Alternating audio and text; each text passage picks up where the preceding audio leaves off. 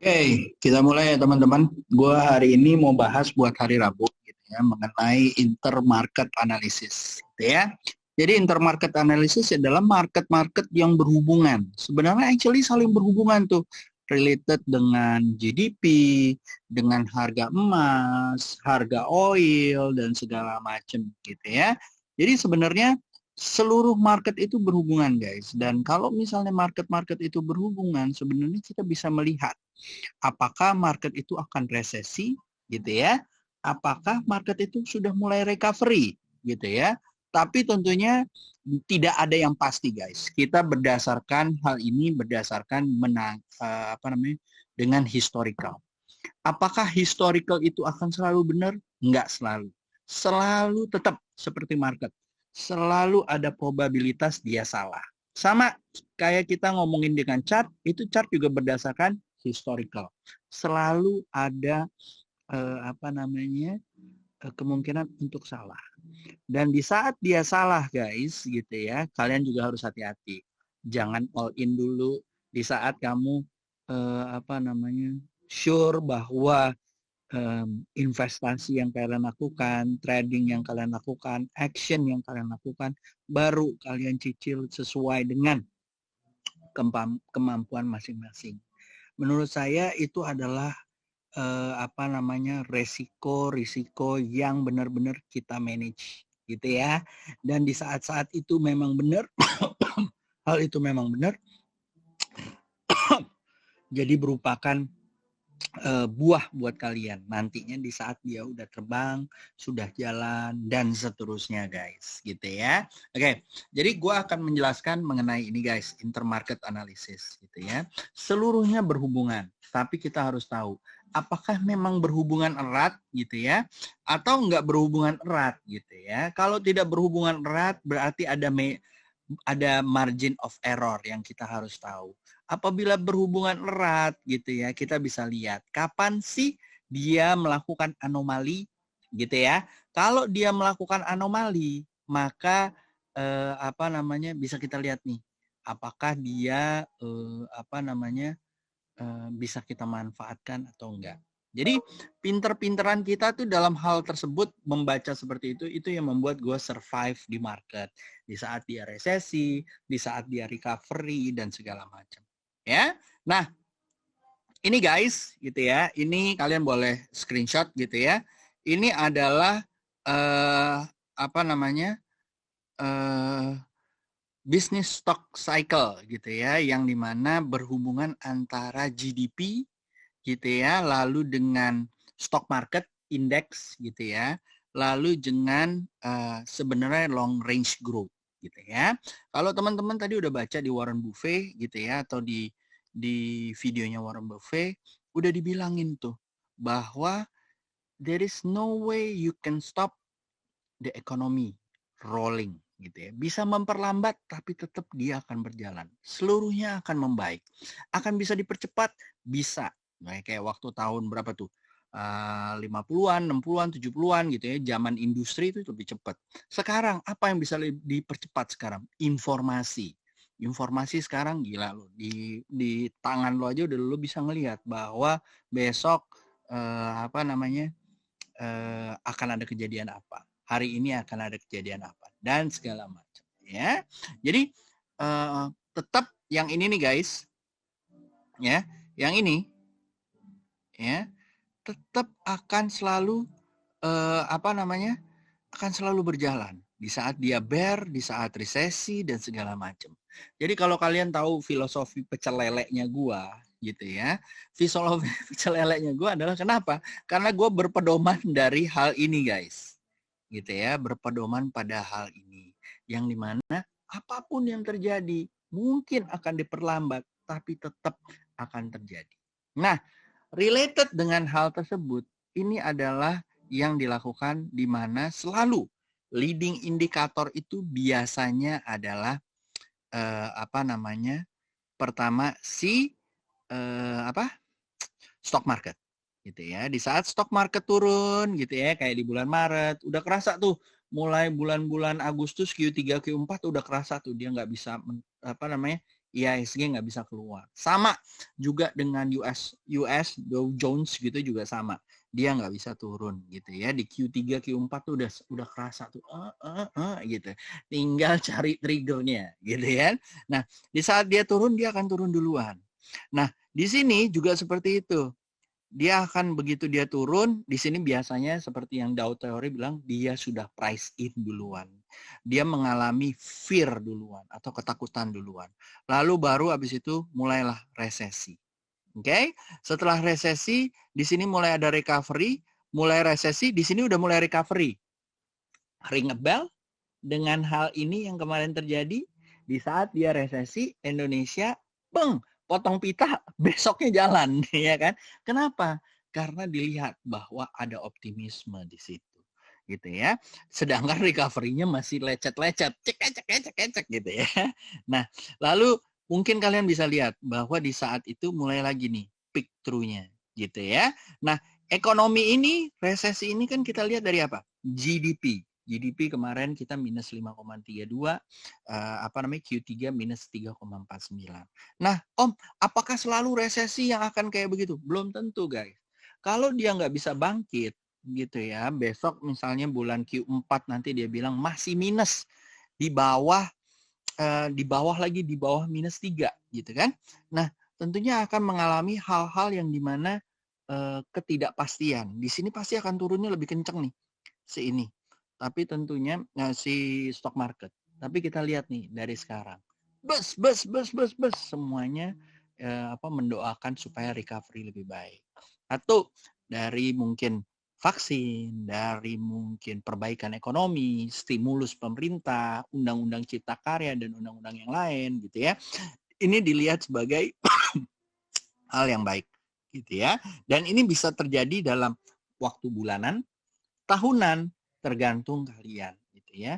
Jadi apakah kalau resesi ini misalnya kita mengalami depresi, Om? Depresi tahu nggak apa? Kalau misalnya dia lebih dari Q2 kuartal berturut-turut, dia sampai 4 kuartal dia mengalami minus terus dalam. Nah, hal-hal tersebut ini tetap akan terjadi. Tetap akan jalan, guys, tetap, tapi mungkin akan lambat gitu ya. Sama, resesinya juga akan sama, recovery-nya juga akan sama. Mudah-mudahan arahnya banyakkan optimisme yang dimana nih kita mungkin akan lagi sampai di sini nih, guys. Gitu ya, atau di sini gitu ya. Yang ininya baru mau picking up, ininya udah mengeluarkan optimisme. Nah, apa yang terjadi adalah nanti di bulan Januari tanggal 5 gitu ya kalau nggak salah, yang dimana pengumuman GDP untuk Q4. Kalau dia bisa plus atau minusnya lebih sedikit, maka insya Allah terjadilah ini namanya recovery. Benar-benar prem gitu ya, benar-benar pasti. Oke. Nah, ini adalah intermarket yang yang biasa dihubungkan dengan GDP. Nah, yang kedua gitu ya, ini resesi sama dengan depresi. Ya, long or severe. Jadi semakin panjang resesi itu dibilang adalah mirip dengan depresi. Tapi cycle-nya akan sama, guys. Cycle-nya akan sama, gitu ya. Oke.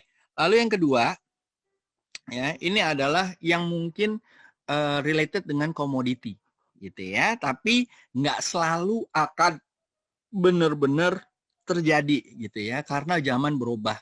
Dulu orang apapun bensin, sekarang enggak, gitu ya. Tapi masih ada tuh finance, masih selalu jalan dan segala macam. Nah, di saat-saat early bull gitu ya, dia bilang bahwa finance dan logistik yang akan menjadi raja gitu ya. Transportasi akan menjadi raja. Tapi di saat ini karena pandemi gitu ya, kita bisa melihat hanya finance. That's why gue selalu bilang finance is the key gitu ya guys ya. Lalu setelah itu mungkin sekarang juga kita lihat bahwa 4 dan 3 nih ya, financial dan healthcare yang menjadi kunci. Kenapa? Karena penyakitnya ada di healthcare. Kalau tahun di 2008 mungkin penyakitnya di properti gitu ya. Makanya banyak trader-trader atau orang tuh agak salah. Kenapa? Karena kita nganggap properti. Enggak. Karena dulu penyakitnya di mana? Penyakitnya di mortgage subprime di 2008. Karena penyakitnya di mortgage subprime, dialah yang akan cepat naik. Sama kayak di 98, apa penyakitnya? adalah penyakitnya di financial. Di saat financial, mana yang sempat naik. Nah, either way, financial itu selalu orang menganggap sistemik. Dia paling sering turun, paling sering naik. Dan di saat naik, dia juga yang akan paling cepat. Gitu ya. Nah, ini juga siklusnya. Jadi di saat middle bull, dia mulai nih teknologi basic industry juga mulai jalan gitu ya. Nah, di saat turun ini akan dijauh-jauhi guys. Maka akan lebih banyak orang memegang namanya consumer gitu ya. Nah, tetap lalu juga precious metal ini seperti nomor 11 itu akan menjadi pickingnya gitu ya. Sekarang MDKA emas dan silver gitu ya, ini lagi picking. Nah, di sini dia akan mengalami puncaknya gitu ya.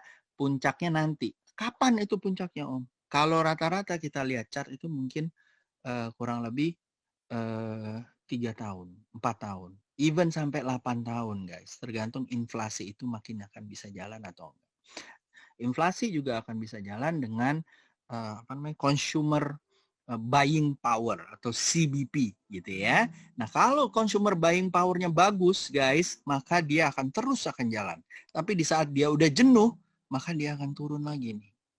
Gitu ya. Di saat itu maka akan turun. Nah, itulah intermarket analysis. Nah, yang kedua, banyak sekali model intermarket analysis. Salah satunya saya contohkan adalah banyak trader-trader membuat korelasi antara IDR US dollar gitu ya. IDR US dollar nih yang ini nih, yang biru ya guys ya. Dan juga IHSG. Ya. Di saat dia turun gitu ya, US dollarnya itu akan meningkat jauh tinggi gitu ya. Lalu di saat dia mulai membaik ya, ini mulai membaik siapa namanya? IHSG gitu ya. Ini akan turun. Mirip ya, gitu ya. Dan setelah itu dia akan picking up lagi gitu ya.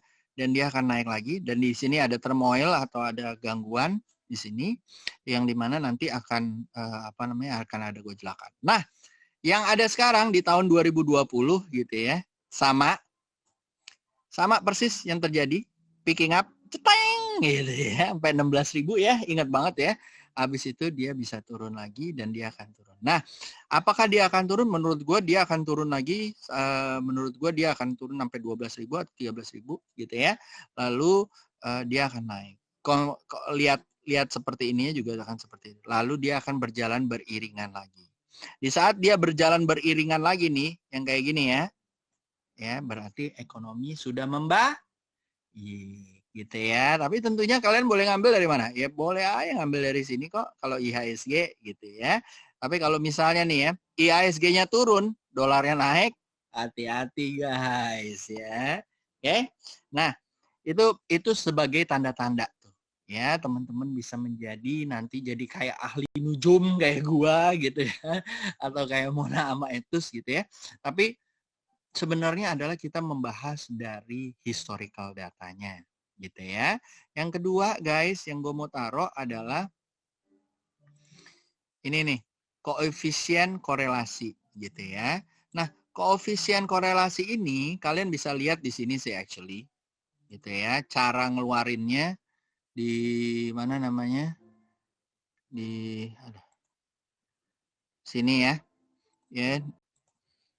Oke, sorry guys, tadi kayaknya gue kelepasan share screen-nya belum sempet ya. Tapi gue lihat tadi rekamannya adalah dia udah jalan. Jadi gue sedikit mengulang bahwa intermarket analysis itu adalah memang sebenarnya sering digunakan gitu ya. Dan banyak sekali fund manager itu naruh di situ. Kenapa? Karena contoh dia tidak mau beresiko yang yang terlalu jauh gitu ya. Misalnya dia pilih saham yang sesuai dengan IHSG. Kenapa? Karena dia ngikutin big cap gitu ya. Kalau dia terbanding berbalik dengan betanya IHSG gitu ya, dia nggak kepengen tuh. Dia mau supaya oke. Sama kayak misalnya di US stock juga kayak gitu. Para fund manager melihatnya adalah gua ngatur portfolio gua sesuai dengan korelasinya gitu ya. Nah, contohnya seperti apa guys? Contohnya seperti ini guys. Gitu ya. Gua taruh di sini misalnya gue taruh dia gue taruh di sini misalnya gue pindah ini ke korelasi indeks. Nah, di korelasi indeks ini guys, kalau kalian tahu gitu ya. Nah, korelasi indeks ini kalian sebenarnya bisa nyari di apa namanya di bentar ya.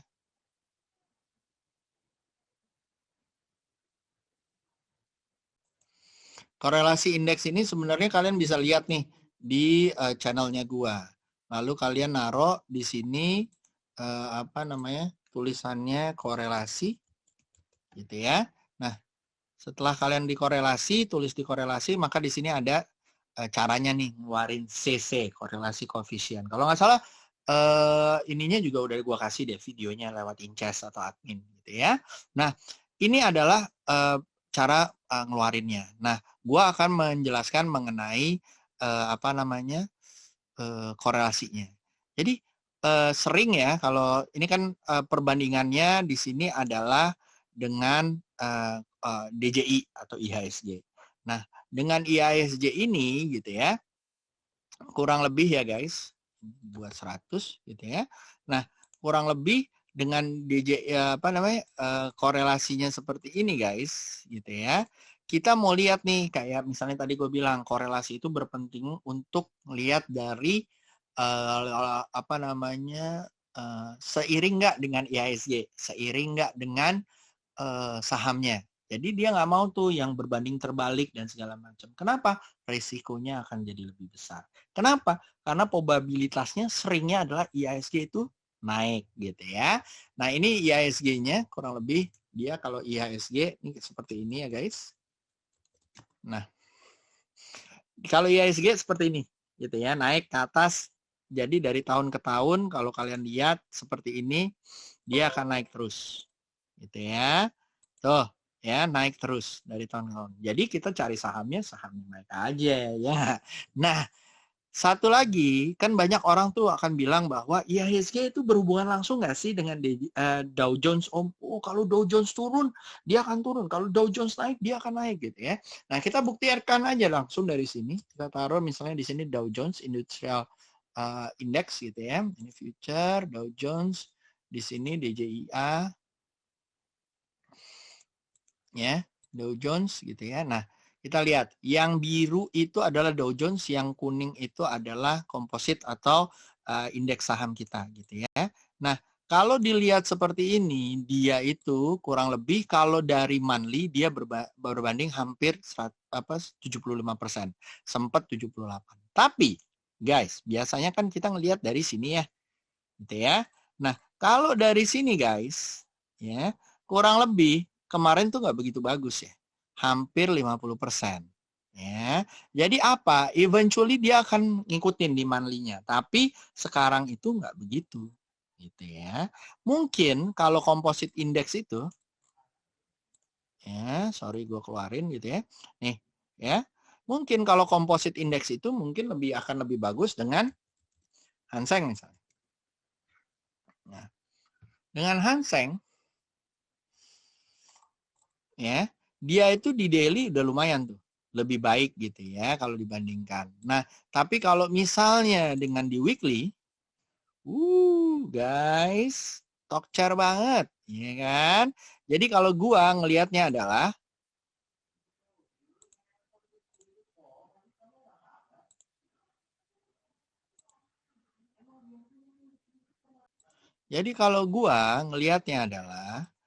ini apa namanya Hang Seng tuh lebih berpengaruh besar dibandingkan Dow Jones gitu ya. Nah lain dari yang sisi dari situ kita juga bisa membandingkan antara apa namanya saham kita dengan harga komoditinya.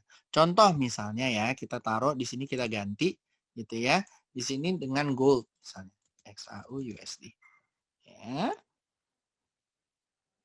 Nah dengan gold ini kita bisa lihat nih di sini MDKA misalnya ya. Di sini gue ganti ini jadi MDKA. Nah, ya MDKA ternyata nggak terlalu oke, ya nggak terlalu oke, yang dimana nggak berhubungan langsung nih dengan goldnya gitu ya. Ini sorry, gue taruh di sini apa namanya gold. XAU, USD, CFD.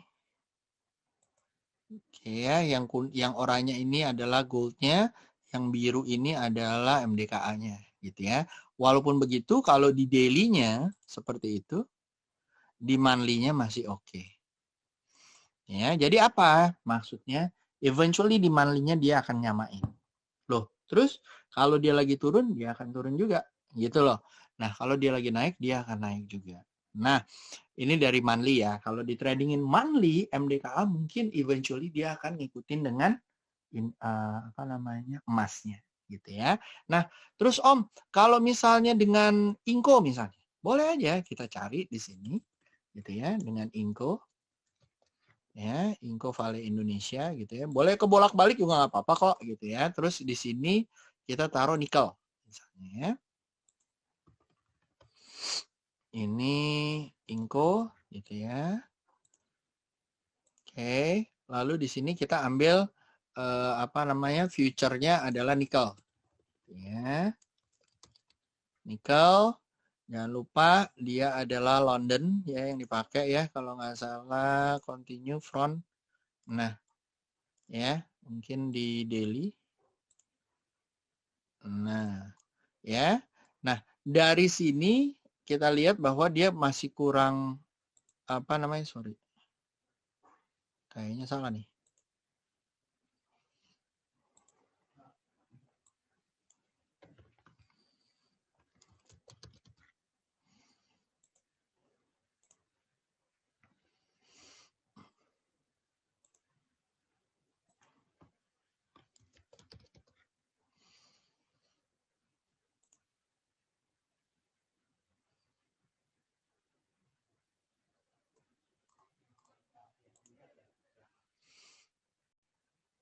Ya. Nah, kalau lihat dari sini nikelnya masih kurang bertolak belakang dengan Inco. Tapi kalau kita lihat ya misalnya di weekly, nah dia itu akan sama. Nah, berarti apa? Akan ada anomali yang akan dilakukan oleh si Inco dan eventually dia akan turun atau menyamakan. Gitu ya. Jadi kalau misalnya di sini dia turun, tapi ini udah naik tinggi, ini mungkin akan naik tinggi lagi nanti. Nah, kalau kayak begini apa artinya? Boleh diambil ya. Kalau misalnya eventually dia kayak gitu. Siapa yang akan mendahului Om? Menurut gue sih komoditinya akan mendahului dibandingkan Inco-nya. Nah, kalau misalnya kayak gini Om, gitu ya. Misalnya gua mau naruh Antam misalnya. Apakah dia ini tergantung. Itu bisa menjadi PR-nya kalian nih. Inco apa namanya? Dibandingkan bentar ya.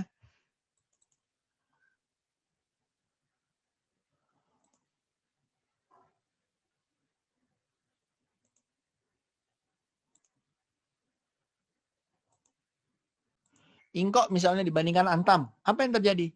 Mirip guys, gitu ya. Jadi kalau menurut gua sebenarnya nikel Antam itu lebih ngikut sama nikel.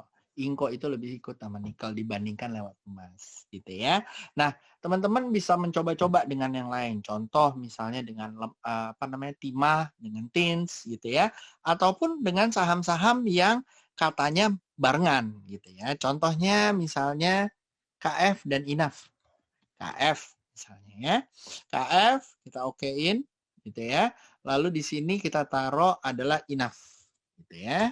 Enough is enough gitu ya. Lalu di sini kita ganti ini jadi enough gitu ya. KF gitu ya. Nah, kita bisa lihat memang ada kemiripan. Terus kalau misalnya ada kemiripan gini, tungguin aja di saat KF-nya nggak sesuai, enough-nya mungkin nggak sesuai gitu ya, atau ngikutin antara duanya gitu ya.